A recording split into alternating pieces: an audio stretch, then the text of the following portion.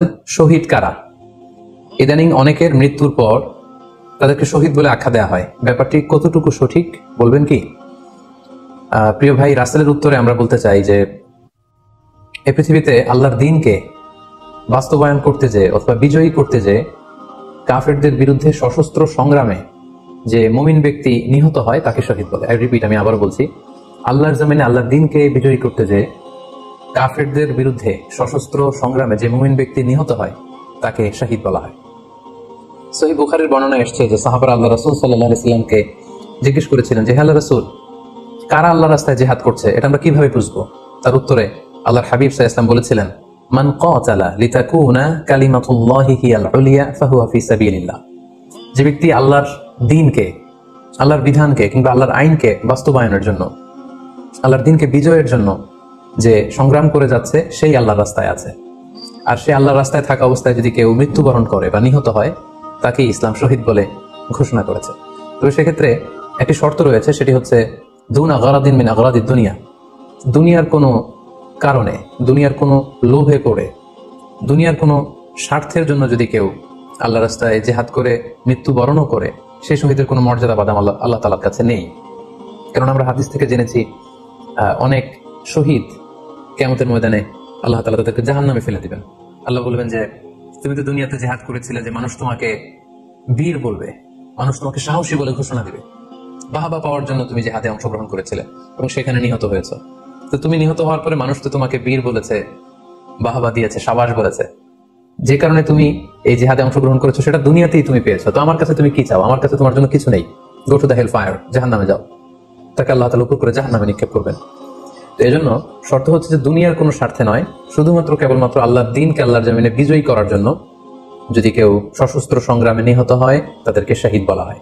এখন প্রশ্ন হচ্ছে, যারা কাফিরদের বিরুদ্ধে জিহাদ করতে যে যুদ্ধে নিহত হলো তারা শহীদ, তারা ছাড়া কি আর কেউ শহীদ হতে পারবে না?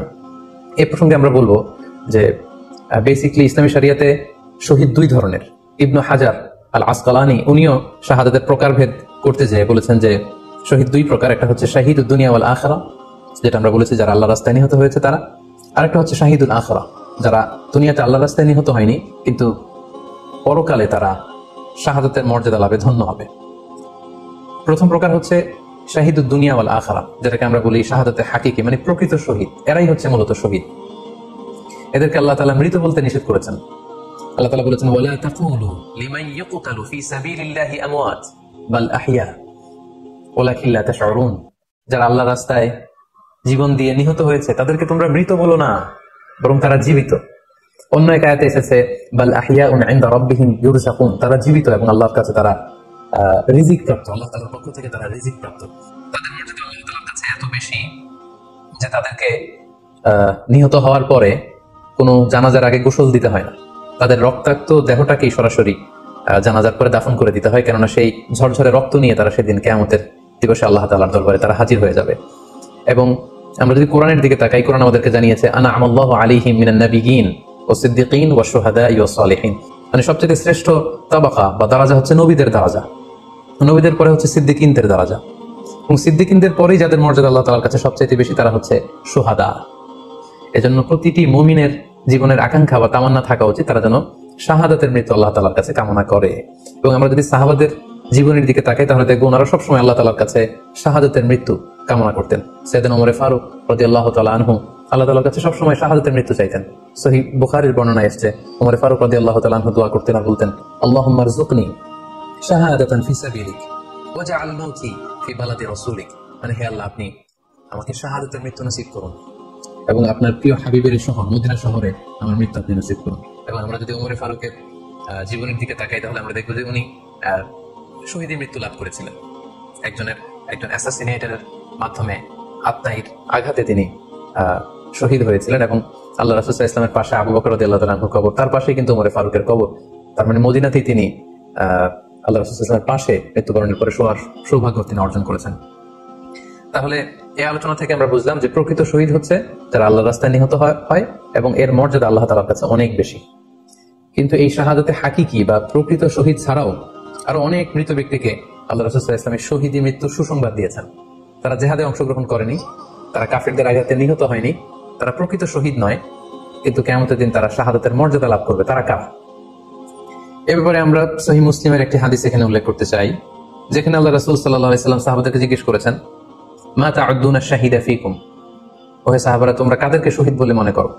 সাহাবারা বললেন, যারা আল্লাহর রাস্তায় নিহত হয় তারা শহীদ। তখন আল্লাহ রাসূল সাল্লাল্লাহু আলাইহি ওয়াসাল্লাম বললেন, ইন্না শুহাদা উম্মতি ইদান লাকালিল, এরকম হলে তো আমার উম্মতের মধ্যে শহীদদের সংখ্যা একেবারে কম।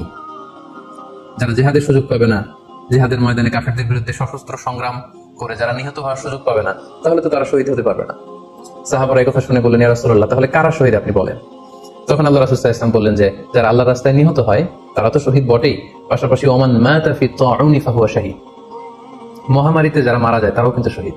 প্লেগ রোগে বা মহামারীতে, এই যে করোনা ভাইরাসের সময় যারা ঈমানের সাথে ইন্তেকাল করেছে তাদেরকেও আল্লাহ তাআলা শাহাদাতের মর্যাদা দান করবেন। ওমান মাতা ফিল বাতনি ফাহুয়া শাহীদ, পেটের পীড়ায়, পেটের কোনো রোগে যদি কেউ আক্রান্ত হয়ে মারা যায় সে কিয়ামতের দিন শাহাদাতের মর্যাদা লাভ করবে। ওয়াল গরিকু শাহীদ, পানিতে ডুবে যদি কেউ মারা যায় সেও শাহীদ। এভাবে অন্যান্য আরো অনেক হাদিসে, কোন হাদিসে 5 জন, কোন হাদিসে 7 জন, কোন হাদিসে আরো বেশি, এভাবে আরো অনেক ব্যক্তিকে আল্লাহ রাসূল সাল্লাল্লাহু আলাইহি ওয়াসাল্লাম শাহাদাতের মর্যাদা লাভে তারা কিয়ামতের দিন ধন্য হবে এই মর্মে তিনি আমাদেরকে জানিয়েছেন। সুনানে নাসাইর একটি বর্ণনা থেকে আমরা জানতে পারি, আল্লাহ হাবিব সাল্লাল্লাহু আলাইহি ওয়াসাল্লাম বলেছেন, মান কুতিলা দুনা মাজলামাতিহি ফাহুয়া শাহীদ, অন্যায় ভাবে যদি কাউকে হত্যা করা হয়, হি ইজ ডিফেন্ডিং ইনজাস্টিস, অন্যায় প্রতিরোধে সে মারা গিয়েছে, এরকম মৃত্যুকেও তিনি শাহাদাতের মৃত্যু বলে ঘোষণা করেছেন। সুনানে তিরমিজির আরেকটি বর্ণনা আল্লাহ রাসূল সাল্লাল্লাহু আলাইহি ওয়াসাল্লাম আরো কিছু ব্যক্তিকে শহীদ বলে ঘোষণা করেছেন, যেমন তিনি বলেছেন, মান কুতিলা দুনা দীনিহি ফাহুয়া শাহীদ, কেউ তার দ্বীনকে হেফাজত করতে যেয়ে যদি মৃত্যুবরণ করে সে শহীদ। ওমান কুতিলা দুনা দামিহি ফাহুয়া শাহীদ, নিজের রক্ত বাঁচাতে যেয়ে যদি কেউ মৃত্যুবরণ করে শহীদ। তার সম্পদ বাঁচাতে যেয়ে যদি মৃত্যুবরণ করে সে শহীদ। তার ফ্যামিলিকে সেভ করতে যেয়ে কেউ যদি মৃত্যুবরণ করে সেও শহীদ। তার সম্মান, ইজ্জত, তার স্ট্যাটাসকে বাঁচাতে যেয়ে যদি কেউ মৃত্যুবরণ করে সেও শহীদ। আরেক বর্ণনায় আমরা জানতে পারছি, আল্লাহ রাসূল সাল্লাল্লাহু আলাইহি ওয়াসাল্লাম বলেছেন, ওয়াসাহিবুল হাদমি ফাহুয়া শাহীদ, অর্থাৎ ধ্বংসস্তূপের নিচে চাপা পড়ে যদি কেউ মারা যায় বা কোনো দেয়ালের নিচে চাপা পড়ে যদি কেউ মারা যায় সে শহীদ।